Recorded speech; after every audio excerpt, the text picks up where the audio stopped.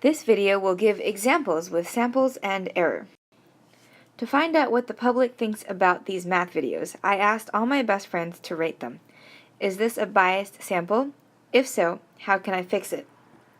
So this is very clearly a biased sample because the sample that I took, all of my friends, does not represent the entire public. And clearly my friends are going to be more favorable of all of my videos than the general public will be. How to fix this? What I can do instead is find random numbers in a phone directory and contact those people to ask them what they think about the videos. This way I ensure that every type of person is equally likely to be represented in my sample.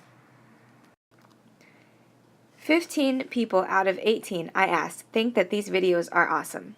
What is the sampling error, or the standard error? So recall that our standard error is equal to the square root of p times 1 minus p over n. The p that we found is equal to 15 out of 18.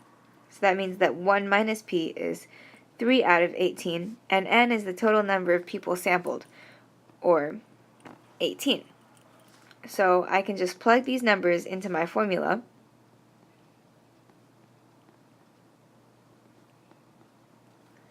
and I end up with a standard error of 0.088, or about 8.8% error. The Cookie Monster sampled cookies to see if they were yummy. He found that 10% of them were not yummy, with a margin of error of 5%. How many cookies did he eat? Margin of error is equal to 2 times the standard error, or 2 times the square root of p times 1 minus p over n. So we know that our margin of error is 5%. So I'm going to write in 0.05 here.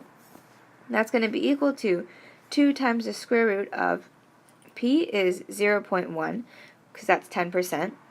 And then 1 minus p is 0.9. And so now we can just solve for n.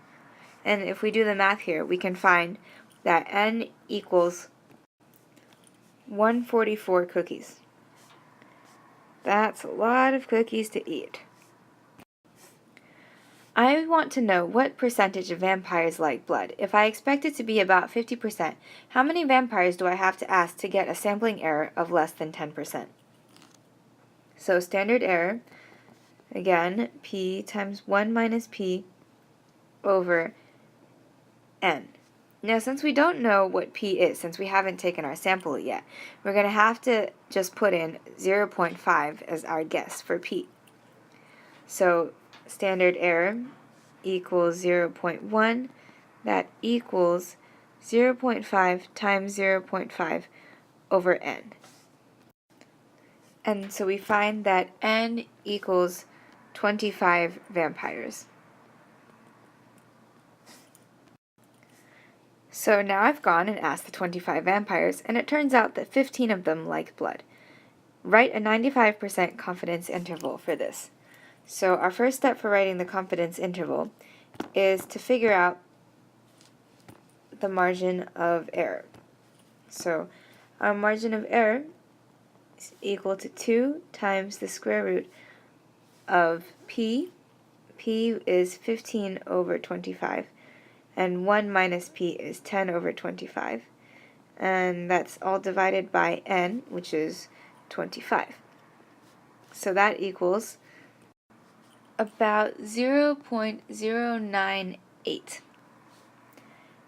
So now our confidence interval, we can say, is equal to going from our proportion, or p hat, minus the margin of error, to p hat plus the margin of error.